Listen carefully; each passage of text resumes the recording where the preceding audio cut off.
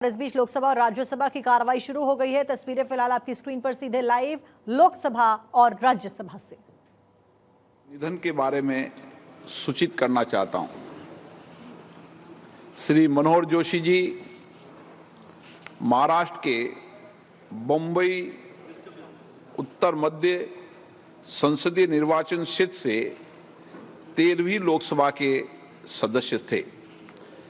श्री मनोहर जोशी जी 13वीं लोकसभा के अध्यक्ष भी रहे और लोकसभा अध्यक्ष के दायित्व निर्वहन करते हुए उन्होंने संसदीय परंपराओं, परिपाटियों की और मर्यादाओं की श्रेष्ठ परंपराओं को स्थापित किया।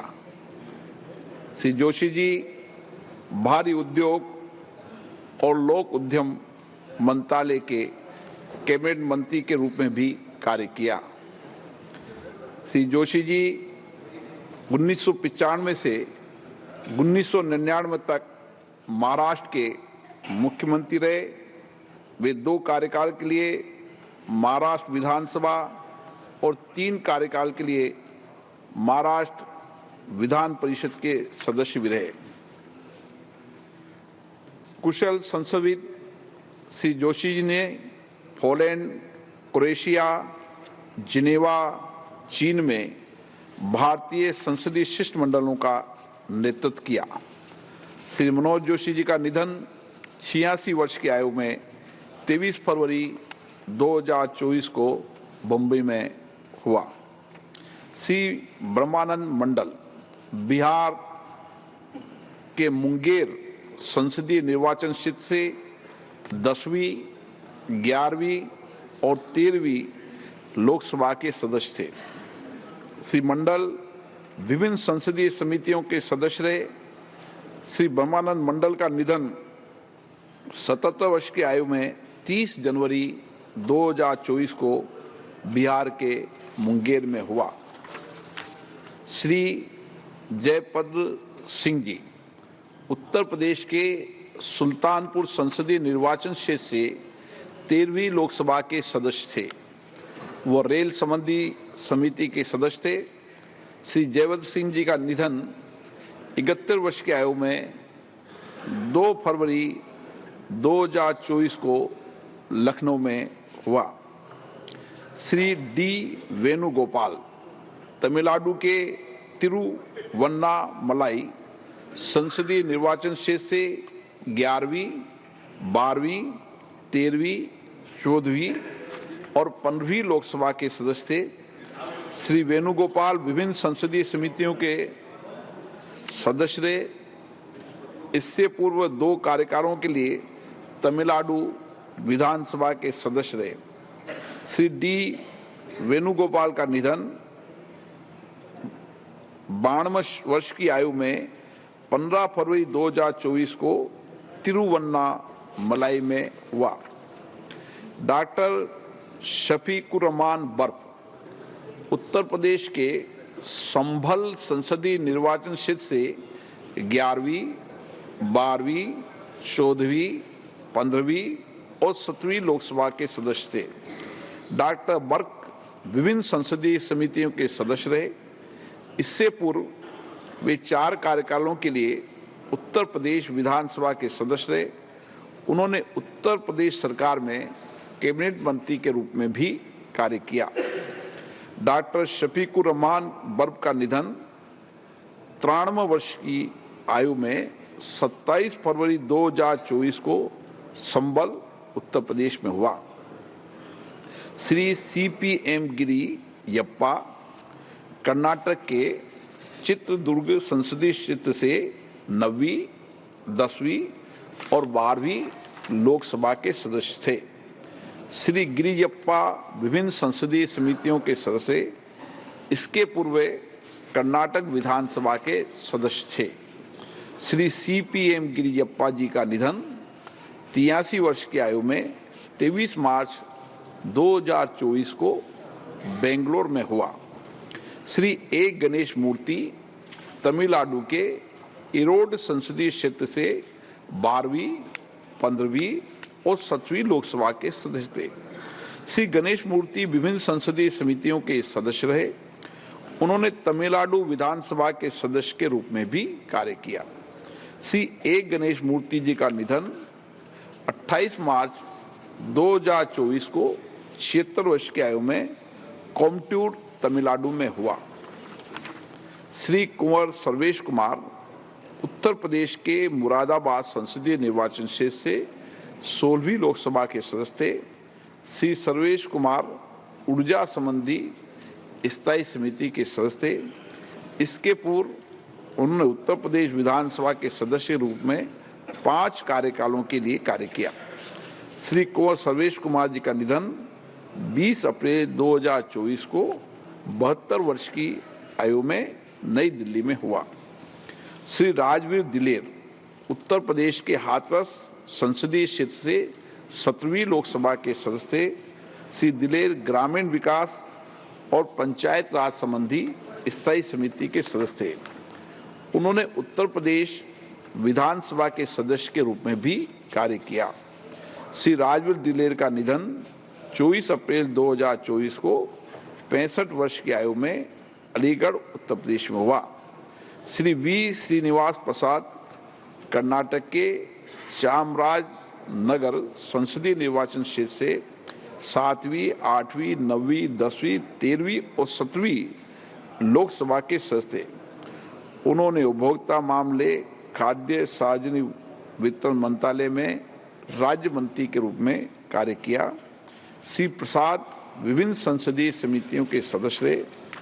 इससे पूर्व श्रीनिवास प्रसाद ने 2 कार्यकालों के लिए कर्नाटक विधानसभा के सदस्य और कर्नाटक सरकार के मंत्री के रूप में भी कार्य किया। श्री वी श्रीनिवास प्रसाद जी का निधन 29 अप्रैल 2024 को 76 वर्ष की आयु में बेंगलोर में के कर्नाटक में हुआ। श्री एम सेल्वराज तमिलनाडु के नागापट्टिनम संसदीय क्षेत्र से 9वीं, 11वीं, 12वीं और 17वीं लोकसभा के सदस्य थे। वे रसायन उर्वरक संबंधी स्थायी समिति और कई संसदीय समितियों के सदस्य रहे। श्री एम सेल्वराज का निधन 13 मई 2024 को 67 वर्ष की आयु में चेन्नई में हुआ। श्री सुशील कुमार मोदी जी बिहार के भागलपुर संसदीय क्षेत्र से 14वीं लोकसभा के सदस्य रहे। श्री मोदी जी ने सरकारी उपकरण संबंधी समिति, जल संसाधन समिति के सदस्य के रूप में भी कार्य किया। श्री सुशील कुमार मोदी जी 2 कार्यकाल के लिए बिहार सरकार में उप मुख्यमंत्री रहे। उन्होंने बिहार सरकार में मंत्री के रूप में कार्य किया। वे 3 कार्यकाल के लिए बिहार विधानसभा के सदस्य थे। उन्होंने बिहार विधानसभा विपक्ष के नेता के रूप में भी कार्य किया।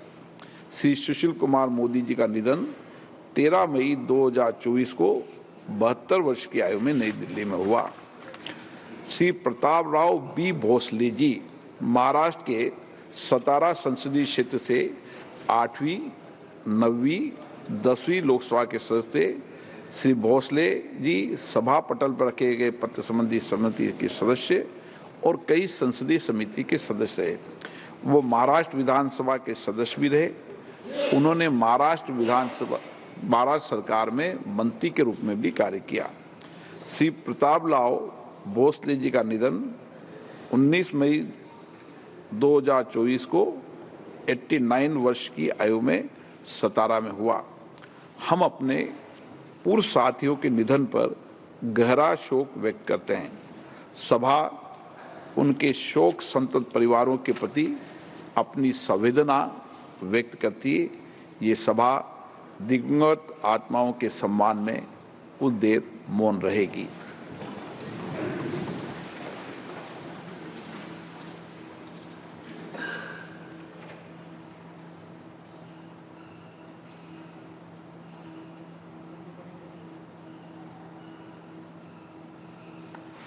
ओम शांति। Item number 3।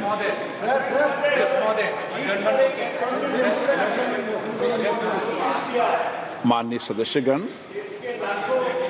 मैंने पूर्व में भी आपको अवगत कराया है एडजॉर्नमेंट मोशन और शून्यकाल राष्ट्रपति अभिभाषण के समय नहीं चलेंगे, ये बुलेटिन में बताया गया था और पहले भी आपको अवगत कराया।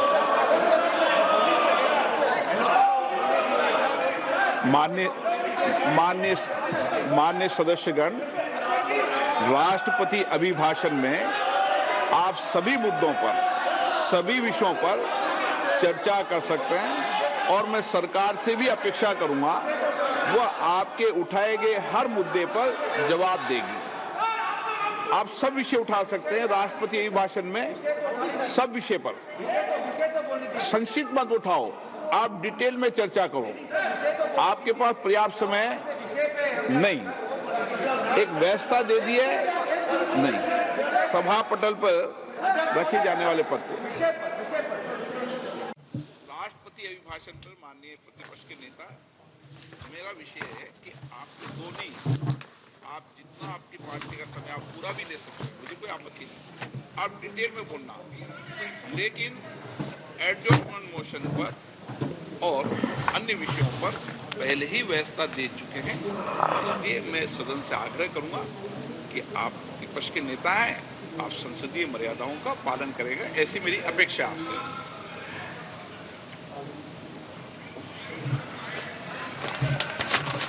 माइक मैं बंद नहीं करता हूं, पूर्व में भी आपको व्यवस्था दी थी, यहाँ कोई बटन नहीं होता। सर माइक तो दे दीजिए। मैं आपको पूर्व में बता चुका हूं कि आप विषय राष्ट्रपति भाषण में रखें, अभी आपका नहीं सर, कोई हम रिकॉर्ड में नहीं जाएगा, इसलिए मेरा आग्रह है।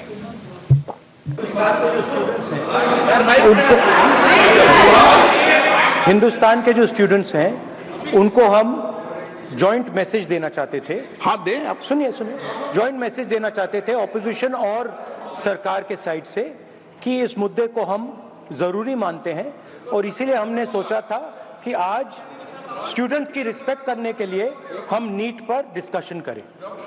ठीक है, आप डेडिकेटेड डिस्कशन। अब बात यह है कि दो फोर्सेस हैं, एक तरफ नहीं माने, ओके, सभा पटल पर रखे जाने वाले पत्र आइटम नंबर 3 श्री अर्जुन मेघवाल जी।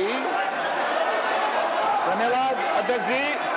मैं आपकी अनुमति से आज की संशोधित कार्यसूची के क्रम संख्या 3 पर अंकित दस्तावेज जो डॉक्टर जितेंद्र सिंह जी के नाम के आगे उल्लेखित है, आपकी अनुमति से सदन के पटल पर रखता हूं। मान्य सदस्यगण, आपको पर्याप्त समय, पर्याप्त अवसर, आप पूरा समय राष्ट्रपति अभिभाषण पर हर विषय में बोल सकते हैं। 2 मिनट नहीं, मैं आपको पूरा समय दूंगा, 2 मिनट का विषय नहीं है, आप पूरा मेंशन करो, पूरा विषय रखो, मुझे कोई आपत्ति नहीं, ऐसा नहीं। एक व्यवस्था है, आप वरिष्ठ नेता हैं, आपको पूरा समय, पूरा वक्त देंगे। मैं फिर आग्रह कर रहा हूं, माननीय सदस्यगण, हर विषय, हर मुद्दे पर राष्ट्रपति अभिभाषण पर आप चर्चा कर सकते हैं और सरकार से भी अपेक्षा करूंगा कि आपके उठाए गए मुद्दे पर सरकार जवाब देगी। माननीय आइटम नंबर 4 श्री अर्जुन मेघवाल जी। धन्यवाद अध्यक्ष जी। मैं लोकसभा की संशोधित कार्यसूची के क्रम संख्या 4 पर अंकित दस्तावेज जो मेरे नाम के आगे उल्लेखित है, आपकी अनुमति से सदन के पटल पर रखता हूं। धन्यवाद। आइटम नंबर 5 संख्या 5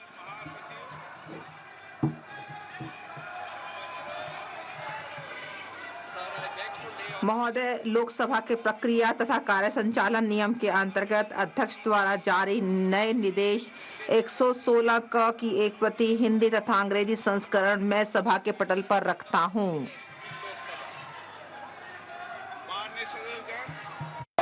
आप सब वरिष्ठ सदस्य हैं, राष्ट्रपति अभिभाषण के बीच में कभी स्थगन प्रस्तावों को नहीं लिया जाता।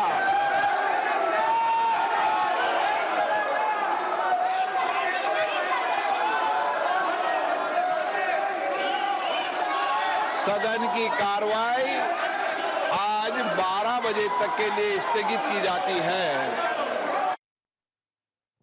तो देखिए, लोकसभा स्पीकर ओम बिरला को आप सुन रहे थे। सदन की कार्रवाई को स्थगित कर दिया गया है। आपको बता दें कि लोकसभा की कार्रवाई 12 बजे तक के लिए स्थगित कर दी गई है, जहां पर सदन के हंगामेदार होने के चलते ये बड़ा निर्णय स्पीकर के द्वारा लिया गया। नीट के मामले को विपक्ष उठाने वाला था और उठाया भी, और इसी के चलते हंगामा लगातार किया जा रहा था और फिलहाल लोकसभा की कार्रवाई स्थगित कर दी गई है। तो इस वक्त की बड़ी कार्रवाई, ये बड़ी खबर आपको बता रहे हैं, 12 बजे तक के लिए लोकसभा की कार्रवाई को स्थगित किया गया है। स्पीकर ओम बिरला को आप सुन रहे थे, जिन्होंने लोकसभा की कार्रवाई को स्थगित किया। आपको बता दें कि सदन में घुसने से पहले सांसद राहुल गांधी को भी अभी हम आपको सुनवा रहे थे, जिन्होंने कहा कि पहले नीट पर बहस होनी चाहिए।